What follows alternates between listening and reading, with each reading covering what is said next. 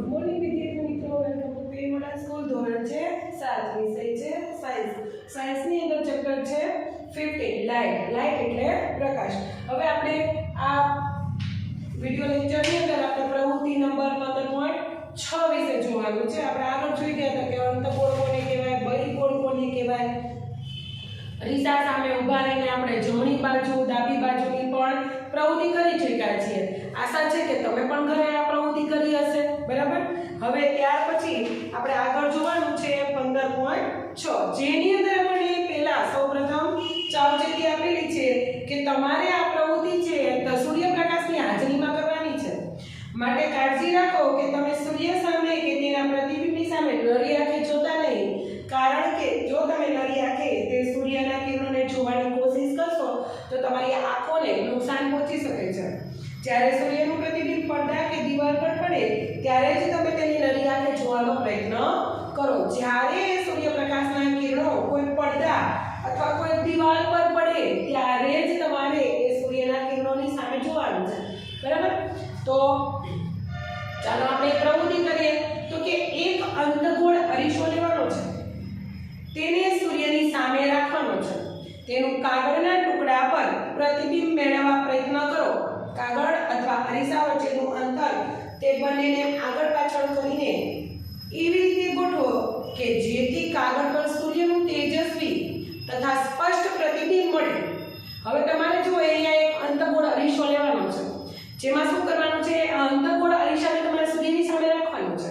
તેનું કાગળના ટુકડા પર પ્રતિબિંબ મેળવવાના પ્રયત્ન કરવાના છે.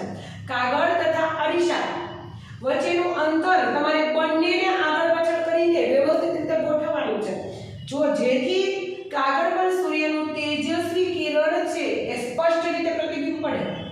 જો આકૃતિમાં રાખેલું છે એ તમે વ્યવસ્થિત જુઓ અને તેવી રીતના ગોઠવવાનો પ્રયત્ન કરો. અરીસા તથા કાગળને થોડી મિનિટો સુધી સ્થિર પકડી રાખો. હવે અહીંયા તમારે શું કરવાનું છે, અરીસાને અને કાગળને બંનેને થોડી મિનિટો સુધી સેકન્ડ સુધી નહીં, મિનિટો સુધી તમારે તેમને પકડી રાખવાનું છે. અને કેવું સ્થિર, શું કાગળ બળવાની શરૂઆત કરે છે. જો આપણે આ બાળપણમાં ખૂબ આ પ્રયોગ છે આપણે કરી ચૂક્યા છે, જેને આપણે બિલ્લોરી કાચ કહીએ છીએ, બરાબર છે. આ બહિગોળ અરીસો, અંતગોળ અરીસો એટલે છે બિલ્લોરી કાચ. આપણે જોઈ ગયા છે, આપણે બાળપણમાં ખૂબ જ આ પ્રયોગ કરી ચૂક્યા છીએ. સૂર્યનારાયણની સામે રાખવાથી કાગળ છે એની આપોઆપ સળગવા મળે છે, પરંતુ અમુક મિનિટ સુધી અમને સ્થિર રાખવાનું હોય છે. સ્થિર રાખો એટલે કાગળ છે એ બળવાની શરૂઆત કરી દે છે. કાગળ પરનું આ તેજસ્વી ટપકું સૂર્યનું પ્રતિબિંબ છે. જો આ કાગળ ઉપર જે તેજસ્વી ટપકું પડે છે, જે બળવાનું શરૂઆત કરે છે, તે શું છે, સૂર્યનું પ્રતિબિંબ છે. અહીં એ નોંધ લો કે પ્રતિબિંબ પડદા પર પડે છે કે પડદા પર રચાતા પ્રતિબિંબને આપણે વાસ્તવિક પ્રતિબિંબ કહીએ છીએ. જે પડદા પર સીધું જે પ્રતિબિંબ છે પડદા પર પડતું હોય તો એ પડદા પર પડતા પ્રતિબિંબને આપણે વાસ્તવિક અથવા ચોખ્ખું પ્રતિબિંબ અથવા સાચું પ્રતિબિંબ કહીએ છીએ. તમે કરેલી પ્રવૃત્તિ 15.2 યાદ કરો.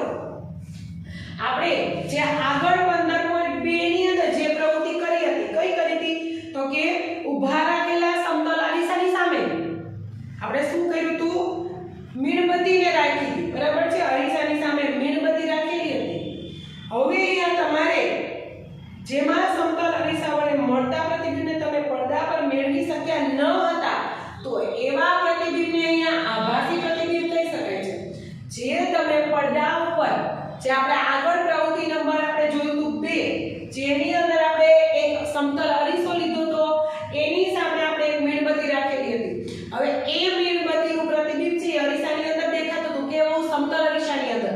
પરંતુ જ્યારે આપણે પડદો આડો રાખી દીધો તો એ પ્રતિબિંબ છે દેખાતું નથી. તો જે પ્રતિબિંબ આપણને પડદા ઉપર દેખાતું નથી એને આપણે શું કહીએ છીએ, આભાસી પ્રતિબિંબ. બરાબર, યાદ રાખજો. ચાલો હવે આપણે અંતગોળ અરીસા વડે પડદા પર મીણબત્તીની જ્યોતનું પ્રતિબિંબ મેળવવા થોડો પ્રયત્ન કરીએ. હવે અહીંયા આપણે જે સમતલ અરીસામાં પડદાનું પ્રતિબિંબ ન દેખાતું હતું તે અત્યારે આપણે અંતગોળ અરીસાની મદદથી એ પડદાની ઉપર મીણબત્તીનું પ્રતિબિંબ મેળવવા માટેના પ્રયત્ન કરવાના છે, જેમાં 15.7 જોવાની છે. તો કે અંતઃગોળ અરીસાને સ્ટેન્ડ પર ગોઠવો. સ્ટેન્ડને બદલે તમે અરીસાને સ્થિર રાખતી કોઈ પણ ગોઠવણી કરી શકો છો. જો તમને સ્ટેન્ડ ન મળે તો તમે સ્ટેન્ડની જગ્યાએ કોઈ પણ વસ્તુ જે અરીસાને સ્થિર રાખી શકે તેવું તમે ગોઠવી શકો છો અને તેને ટેબલ પર ગોઠવો. જો તમે આકૃતિ બતાવેલી છે 15.15 ની અંદર આશરે તમારે 15 સેન્ટીમીટર ગુણ્યા 10 સેન્ટીમીટર ના માપનો સફેદ કાગળ કાર્ડબોર્ડ શીટ પર ગોઠવવાનો છે. જો તમને બતાવેલો છે તે પડદા તરીકે વર્તશે. જે તમે કાગળ ગોઠવશો બરાબર છે 15 સેન્ટીમીટર ગુણ્યા 10 સેન્ટીમીટર લંબાઈ અને પહોળાઈ એવો કાગળ જે લેવાનો છે એ કાર્ડબોર્ડ શીટ ઉપર તમારે ગોઠવવાનો છે. એ તમારું કામ શું કરશે? પડદાનું અરીસાથી આશરે 50 સેમી દૂર ટેબલ પર સળગતી મીણબત્તી ગોઠવો. જો અરીસાથી આશરે 50 સેમી દૂર ટેબલ પર સળગતી મીણબત્તી ગોઠવવાની છે. પડદા પર મીણબત્તીની જ્યોતનું પ્રતિબિંબ મેળવવા માટે પ્રયત્ન કરો. પડદા ઉપર મીણબત્તીની જ્યોતનું પ્રતિબિંબ મળે તેવો પ્રયત્ન કરો.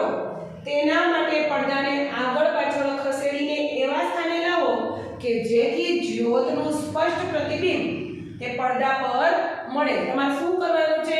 જો તમારે મીણબત્તી ગોઠવીને તમારે પ્રયત્ન કરવાનો છે કે હલાવવાનું છે, આગળ પાછળ થોડું ચલાવવાનું છે. કોને? કાર્ડબોર્ડ જે આપણે કાગળ ચોંટાડ્યો છે તે એ આપણે આગળ પાછળ ખસેડીને એ સ્થાને લઈને આવવાનું છે જ્યાં જ્યોતનું સ્પષ્ટ પ્રતિબિંબ દેખાય એવો પ્રયત્ન કરવાનો છે.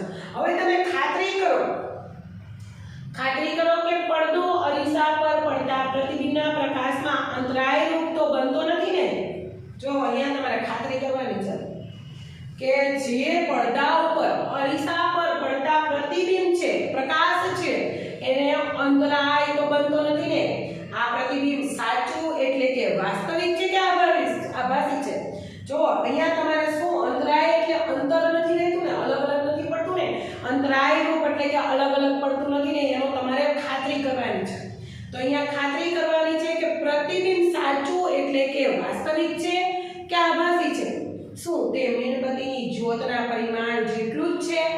જો પેલી આકૃતિની અંદર 15.15 ની અંદર જે પેલી આકૃતિ છે એમાં તમે જુઓ કેવું દેખાય છે પ્રતિબિંબ, કેવું દેખાય છે? વાસ્તવિક દેખાય છે, પરંતુ કેવું? ઉલટું દેખાય છે. કેવું? ઉલટું. જુઓ તમે જ્યોત કઈ બાજુ છે. હવે જો મીણબત્તીના જ્યોતના પરિમાણ જેટલું છે. હવે નીચે જો, હવે મીણબત્તીને અરીસા તરફ ખસેડતા જુદા જુદા સ્થાને ગોઠવીને પડદા પર પ્રતિબિંબ મેળવવાનો પ્રયત્ન કરો. હવે તમારે એમને અલગ અલગ મીણબત્તીને થોડા અંતરે, પછી એનાથી થોડું અંતર, પછી એનાથી થોડું અંતર, એવી રીતના થોડા અંતરે તમારે ખસેડવાનું છે. હવે તમે જે થોડા અંતર પહેલા 50 semi, 40 semi, 30 semi, 20 semi, 10 semi, છેલ્લે 10 સેમીનું અંતર રહે, ત્યાર પછી છેલ્લે 5 સેમીનું અંતર રહે, ત્યાં સુધી તમારે મીણબત્તીને ખસેડવાની છે. અને આવા અવનવા અવલોકન કરવાના છે અને જોવાનું છે કે શેમાં પ્રતિબિંબ ઉલટું દેખાય છે, શેમાં પ્રતિબિંબ ચતું દેખાય છે, શેમાં વાસ્તવિક દેખાય છે, શેમાં આભાસી દેખાય છે, શેમાં નાનું દેખાય છે અને શેમાં મોટું દેખાય છે. આપણે આ કોષ્ટક આગળ જોશું. બરાબર? હજી જુઓ, જ્યારે મીણબત્તી અરીસાની તદ્દન નજીક હોય છે ત્યારે પડદા પર પ્રતિબિંબ મેળવવું શક્ય છે કે ખરું? હવે જુઓ તમારે અહીંયા, હવે આકૃતિમાં બતાવ્યા મુજબ 15.16 જુઓ. એટલે તમને આકૃતિમાં એ પ્રતિબિંબ મળવું શક્ય છે કે નહીં એનો તમને જવાબ મળી જશે. અંતઃગોળ અરીસા વડે રચાતું આભાસી પ્રતિબિંબ તમે જોઈ શકો છો. હવે જો આપણને જણાય છે કે અંતઃગોળ અરીસા વડે મળતું પ્રતિબિંબ વસ્તુના પરિમાણ કરતાં નાનું કે મોટું હોઈ શકે છે. વળી પ્રતિબિંબ વાસ્તવિક અથવા આભાસી પણ હોઈ શકે છે અને વળી પ્રતિબિંબ ઉલટું અથવા જતું પણ હોઈ શકે છે. બરાબર છે? અંતઃગોળ અરીસો ઘણા હેતુઓ માટે વપરાય છે. આ અંતઃગોળ અરીસો છે એ ઘણા બધા હેતુઓ માટે વપરાય છે. તમે ડોક્ટરને અંતઃગોળ અરીસા વડે આંખ, કાન, નાક અને ગળાની તપાસ કરતા કદાચ જોયા હશે. આ અંતઃગોળ અરીસો છે શેમાં વપરાય છે? તો કે ડોક્ટર પાસે હોય છે જે અરીસા વડે શું કરે છે? આંખ, કાન, નાક, વળી ગળાની તપાસ માટે એ આ અંતગોળ અરીસાનો ઉપયોગ કરે છે.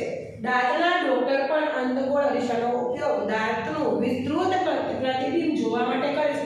પણ એ વિસ્તૃત પ્રતિબિંબ ક્યારે દેખાય છે? જ્યારે એમનું અંતર ઓછું હોય. બરાબર, ખાસ યાદ રાખજો, જ્યારે અરીસાનું અંતર વસ્તુ પાસે નજીકમાં હોય, એનું બંને વસ્તુ અને અરીસાનું અંતર ઓછું હોય, ત્યારે એનું પ્રતિબિંબ છે એ વાસ્તવિક રીતે કેટલું દેખાય છે? વિસ્તૃત. વિસ્તૃત એટલે મોટું. બરાબર સમજો.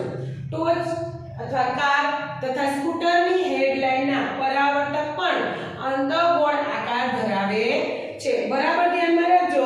અહીંયા આપણે પ્રવૃત્તિ આકૃતિ છે એ 15.17 ની અંદર જુઓ અને 15.18 ની અંદર જુઓ. જો દર્દીના દાંતની તપાસ કરતા દાંતના ડોક્ટર જે છે એ શું કરે છે? દર્દીની તપાસ કરે છે. એનું તમને અહીંયા ચિત્ર બતાવેલું છે. જો તમારે આકૃતિમાં તમારા મોઢામાં જે દાંત છે એની પાસે બિલકુલ નજીક જઈને એ જે અંતઃગોળ અરીસો છે એમને રાખે છે, ત્યારે આપણા દાંતનું વિસ્તૃત રૂપ છે એ અંતઃગોળ અરીસાની અંદર દેખાય છે. પ્રતિબિંબ જોયું તે ચતું અને નાના પરિમાણનું જણાયું તેને નવાઈ લાગી કે શું સાયકલની ઘંટડી પણ ગોળીય અરીસાના પ્રકારની છે. જો બુજોએ તેની નવી સાયકલની ઘંટડીને ચળકતી સપાટીમાં, એમની જે ચળકતી સપાટી હોય છે, ઘંટડીની ચળકતી સપાટી હોય છે, તેમાં એમનું પોતાનું પ્રતિબિંબ જોયું. આપણે કોઈ નવી વસ્તુ હોય તો ગોળાઈ આકારની હોય તો એમાં તમે જોજો તમારું પ્રતિબિંબ એમાં જોઈ શકશો. પરંતુ કેવું દેખાણું? ચતું અને નાનું પ્રતિબિંબ દેખાય છે. હવે તેમને નવાઈ લાગે છે. શું સાયકલની ઘંટડી જે છે એ પણ ગોળીય અરીસાની પ્રકારનું છે. તમે અરીસાના આ પ્રકાર ઓળખી શકો છો. શોધો અને નોંધો કે સાયકલની ઘંટડીનું પરાવર્તક સપાટી બહિગોળ છે. હવે તમે પણ આવું અંદાજિત પણ લગાવી શકો છો. હવે જો અહીંયા તમારે કોષ્ટક છે 15.1 એ પહેલા તમારે આપણે તૈયાર કરવાનું છે. ત્યાર પછી આપણે આગળ પ્રવૃત્તિ છે એ 15.8 જોવાની છે. હવે તમે પહેલા અહીંયા કોષ્ટક જુઓ. અરીસાથી વસ્તુનું અંતર વસ્તુ કરતા નાનું અથવા મોટું અને પ્રતિબિંબની લાક્ષણિકતા ઉલટું, ચતું. બરાબર છે? અહીંયા ઉલટું અને ચતું આ વાસ્તવિક અને આભાસી. વાસ્તવિક એટલે સાચું. બરાબર. હવે જો પહેલા આપણે અંતઃગોળ અરીસાથી મીણબત્તીને કેટલી દૂર રાખવાની હતી? 50 સેમી. બરાબર છે? જ્યારે 50 સેમી આપણે રાખી છે ત્યારે આપણને પ્રતિબિંબ કેવું દેખાય છે? વસ્તુ કેવી દેખાય છે? નાનું અથવા મોટું? તો કે નાનું. વસ્તુ કરતા નાનું. બરાબર છે? તમારે ત્યાં જગ્યા છે એટલે તમારે આખું લખવાનું રહેશે. વસ્તુ કરતા નાનું. હવે ઉલટું દેખાય છે કે ચતું દેખાય છે? તો કે ઉલટું. આપણે જોયું હતું ને આકૃતિમાં, તમે જોશો તો તમને ખ્યાલ આવશે. આગળ પેજ નંબર 181 ઉપર 15.15 આકૃતિમાં જુઓ. જ્યારે તમને દૂર હતું ત્યારે કેવું દેખાતું હતું? ઉલટું દેખાતું હતું. કેવું દેખાતું હતું? ઉલટું. અને પ્રતિબિંબ જે પ્રતિબિંબની લાક્ષણિકતાઓ છે એમાં વાસ્તવિક હતું કે આભાસી હતું? તો કે વાસ્તવિક. હવે 40 સેન્ટીમીટર હવે આપણે થોડું ખસેડવાનું છે. મીણબત્તીને શું કરવાનું છે? આગળ ખસેડવાની છે. કઈ બાજુ? તો કે પડદા બાજુ આગળ ખસેડવાની છે. કેટલી? તો કે 40 સેમી. બરાબર છે? 40 સેમી એટલે તો પણ કેવું? વસ્તુ કરતા નાનું. અને પ્રતિબિંબની લાક્ષણિકતા તો કે ઉલટું. અને અહીંયા વાસ્તવિક. હવે 30 સેમીએ જાઓ તો કે 30 સેમીએ પણ શું થશે? વસ્તુ કરતા નાનું, અહીંયા ઉલટું અને અહીંયા વાસ્તવિક. હવે 20 સેમીએ જાઓ. 20 સેમીએ જશો તો વસ્તુ કરતા શું થઈ જશે? મોટું. વસ્તુ કરતા મોટું. એનું પ્રતિબિંબ છે એ વસ્તુ કરતા મોટું થઈ જશે. અને અહીંયા ઉલટું દેખાતું હતું. હવે કેવું દેખાશે? ચતું. એક મિનિટ. ઉલટું દેખાશે હજી. બરાબર છે? હજુ પણ એ ઉલટું દેખાશે. પછી હવે વાસ્તવિક દેખાશે કે આભાસી? તો હજુ પણ કેવું દેખાશે? વાસ્તવિક. હવે 10 સેમીએ જશો તો વસ્તુ કરતા મોટું દેખાશે. અહીંયા દેખાતું હતું એના કરતાં પણ અહીંયા વધારે મોટું દેખાશે. આ ઉલટું દેખાતું હતું. હવે અહીંયા વધુ નજીક આવી ગયું એટલે કેવું દેખાશે? ચતું. કેવું દેખાશે? ચતું. હવે અહીંયા વાસ્તવિક દેખાતું હતું. હવે કેવું દેખાશે? આભાસી.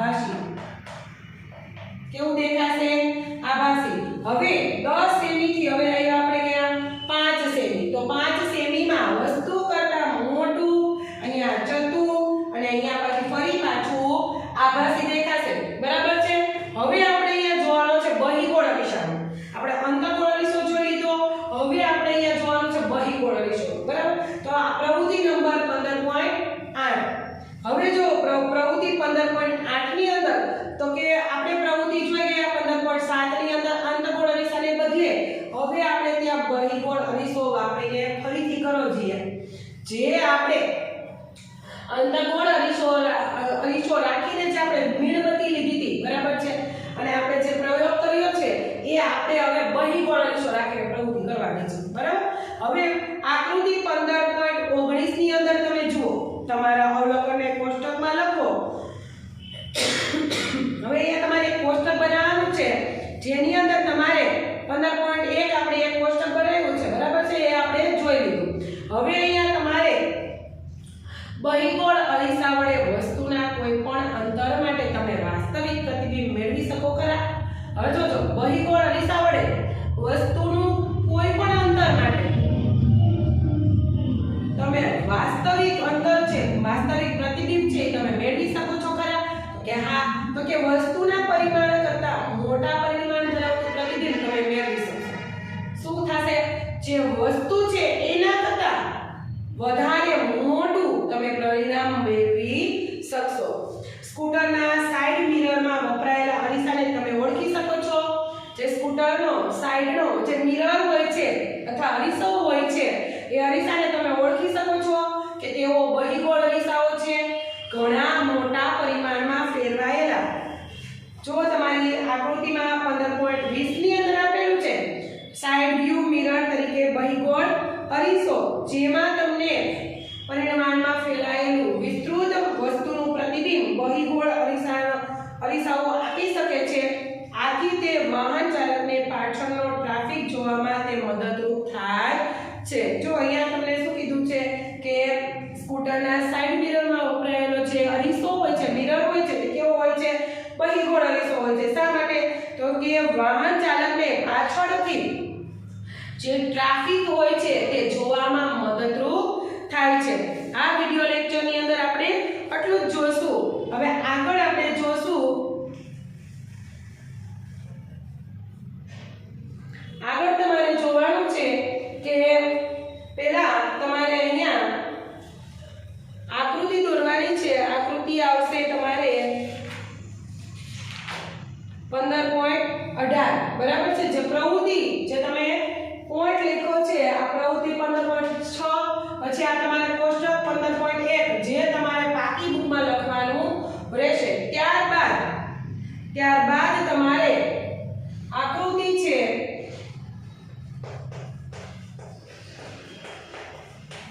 15.18 જે તમારે આકૃતિ દોરવાની રહેશે।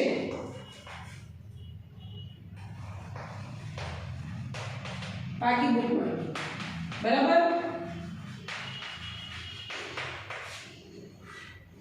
તમારે આ આકૃતિ છે એ તમારે દોરવાની રહેશે। જે ટોચ વાળી આકૃતિ છે, જેમાં બહિગોળ અરીસાની મદદથી એ ટોચ બનાવવામાં આવેલી છે, જેની તમારે આખી આકૃતિ બનાવવાની રહેશે। ત્યાર પછી હવે આપણે નેક્સ્ટ વિડિયો લેક્ચરની અંદર જોશું કે લેન્સ વડે રચાતા પ્રતિબિંબો, બરાબર। અહીંયા આ વિડિયોમાં આટલું જ। નમસ્તે વિદ્યાર્થી મિત્રો।